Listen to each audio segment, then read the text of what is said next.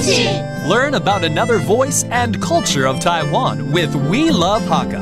现在就让我们一起加入客家风情每日一客语。Hello everyone, it's time for Daily Hakka here on ICRT. Hello， 你好，大家好，我係 Alice Pong。Hello， 你好，大家好，我係 Josephine。就是我問我8月班我是嘛嘅啊？ 8月班就中秋節嗎？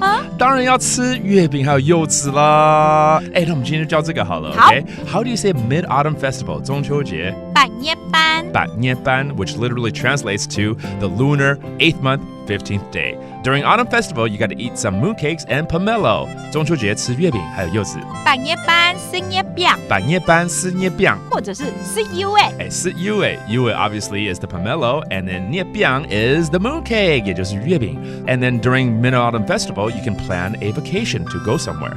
中秋節假期要去日本玩。8月班biong了。8月班biong了。愛去日本了。愛去日本了。OK， 日本就是日本。